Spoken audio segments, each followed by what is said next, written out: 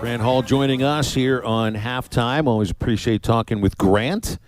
And we're going to get him on each week here as we go throughout our new 3-hour program. Grant, how are you today? Thanks for joining us. Doing well, thanks, Phil. You got it, man. You got it, man. Hey, I was remiss bringing this up earlier, but I think bringing it up with you, you'd have an idea of of what direction to go with this. We got a text in from Tom in Rudy, and he says, my hero for decades passed away yesterday. That was Len Dawson, Hall of Fame quarterback for the Kansas City Chiefs. Now, I remember Len Dawson as the host for Inside the NFL on HBO, but Chiefs fans remember him as the guy who won a Super Bowl for Kansas City before Patrick Mahomes. What memories do you have of Len Dawson, if any? Well, yeah, he played for Purdue, and then for the Kansas City Chiefs, back when it was the NFC versus the AFC, or really, I guess, the NFL versus the AFL, starting out the Super Bowl, and Green Bay won the first two of those things. They defeated, I think it was they beat Oakland 33-14. I know Jack Buck correctly predicted they would beat Kansas City 35-10, and they did. And then, of course, in Super Bowl III, Joe Namath and the Jets beat Baltimore, to strike a blow for the old AFL. And then in Super Bowl IV, it was Len Dawson's turn and Hank Stram's Kansas City Chiefs, and they beat Minnesota 23-7 handily, And they did that. They wired Hank Stram for sound 45 cross power trap or something like that, And he was just he was sort of celebrating really before the game was over, and knowing they were going to win that game. And Len Dawson, they used to have those what they call them, like the choir type huddles where he would stand and all the guys were looking at him instead of in the traditional circle. And that's how they call plays. He was an accurate quarterback, and Super Bowl winner. Mm-hmm. Yeah. Do you remember?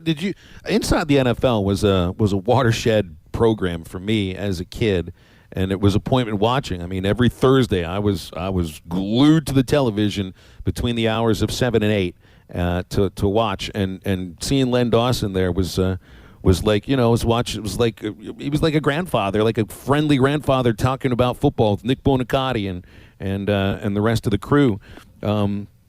Did you watch Inside the NFL as a football fan in the 80s and into the 90s? And do you remember Len Dawson on that program? Because that's how people from my generation remember him. I remember watching him on shows. I don't know about that particular one, but he was very articulate, and it seemed like a lot of quarterbacks went from the huddle to the booth, and still do actually through the years. But yeah, that kind of changed the equation when the Jets won and Kansas City won, and then of course they got the merger, and it had been considered that the old NFL, which had 16 teams, and the AFL had 10, and because Green Bay won the first two of them handily, there wasn't much threat, and out of nowhere, Namath and the Jets won. And then Kansas City, and that Kansas City team produced a lot of Hall of Famers. Curly Culp was on that team. Otis Taylor, who later scouted one of Arkansas's practices, I remember. He was a great receiver for them, and Buck Buchanan, and on and on. But so that really was a good team. Yeah, let's talk about another good team, and it's your St. Louis Cardinals, who split with the Cubs yesterday, and it blows me away how there was criticism for not trading for a bat, but now, I mean, you see Jordan Montgomery is pitching like a Cy Young candidate in 4 starts, 25 1/3 innings, 1 run. But the other aspect here too is the Cardinals starting pitching may get a little bit better because Jack Flaherty, I think, has 1 more rehab appearance left. I think it's with Memphis later on this week, and then the plan is to have him get up to St. Louis. By then, they're hoping that he's up to about 90 pitches. Like a healthy and not overworked Jack Flaherty in late August to September. Man, I mean, a huge boost to that Cardinal starting rotation that's already been given a couple of boosts.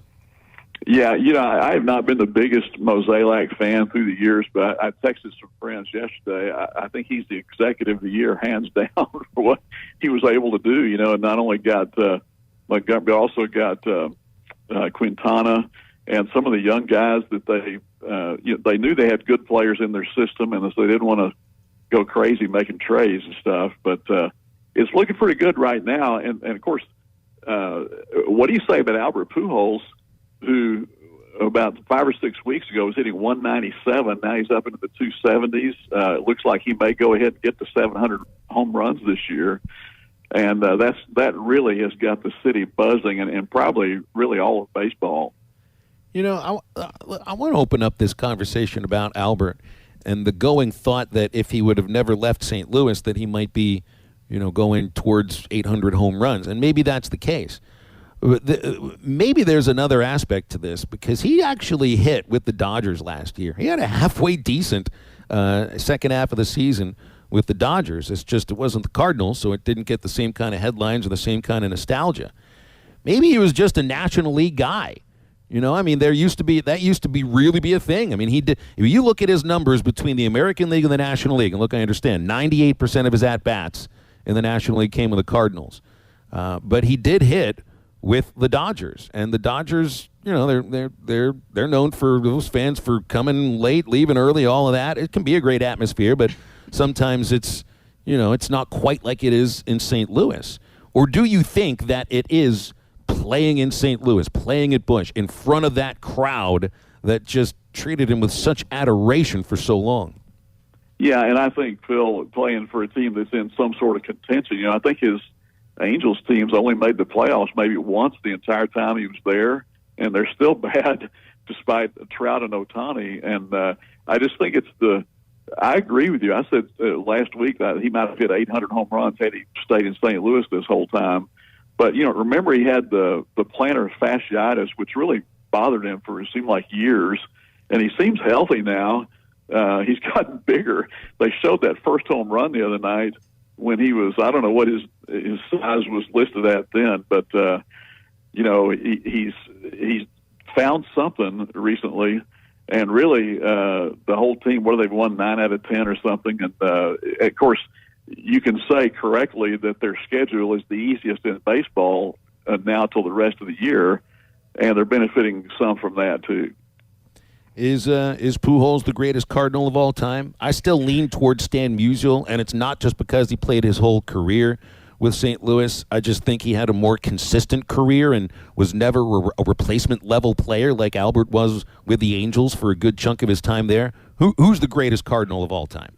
Well, I heard you talking about this week, Phil, and I agree with you. I think part of it is when you're younger, you're more impressionable. I was writing fan letters to Stan Musial when I was 8 years old. I actually have seen Cardinals games live in 8 different decades. Now, I'm only 74, but you go back to the 50s, the 1956, and 2 ballparks ago, saw Stan hit a home, and those things. And so he was my hero all through the 22 years with the Cardinals.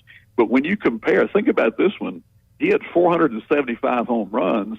Albert's got 693. Albert's up there. He passed Stan the other day in total bases, which I think is interesting because they've played the same number of years in the majors. So more power. Stan was more consistent, hit it for a higher batting average, doubles, and in an era when there weren't that many home runs as now.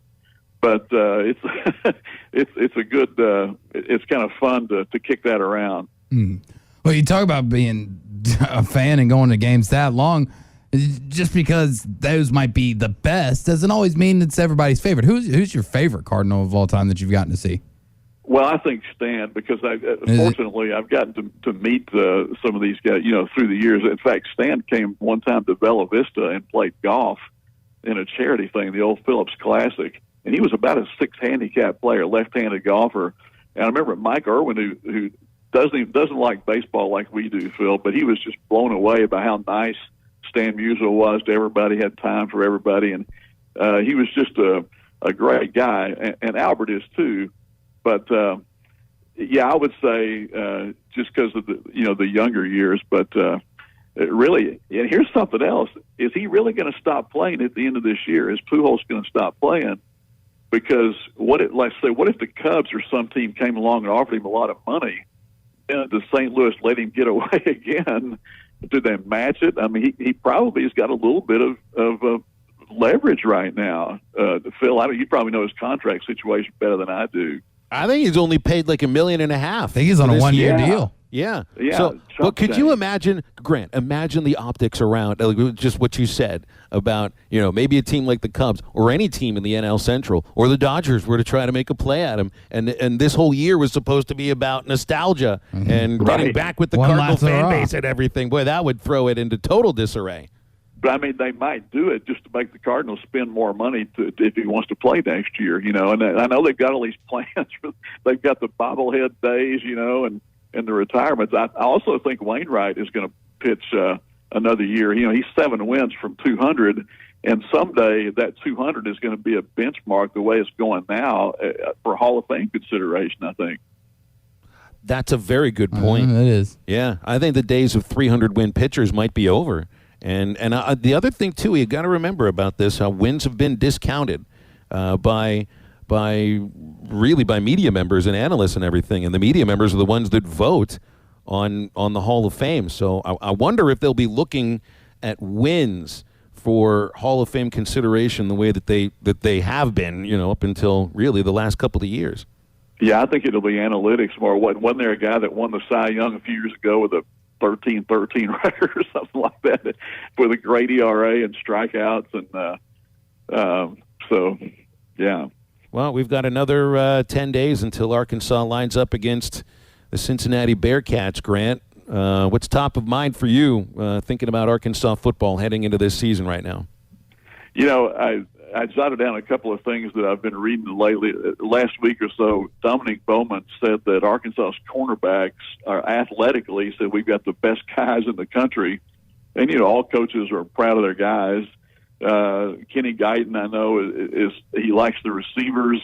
They're talking about Satania already is maybe an NFL guy and an Olympian. That's a lot to put on a guy that hadn't played yet. But they're and I heard you talk about Sam's appearance tonight. I'm looking forward to that at the Catfish Hole. You're right; there'll be a great gathering there. And Trey Knox, you mentioned him, and is it Simeon Blair? I think is the other. That's right. Guy tonight. Trey Knox, and these guys are both seniors.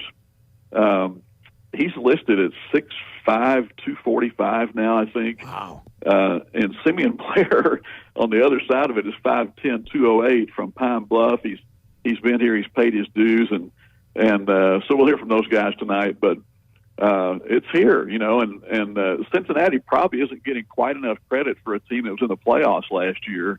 Yeah, they lost 30 guys, but the guys that are returning know how to win. So that could be a pretty good ball game. Should be. And Grant, we'll talk about it again next week. Thanks for your time.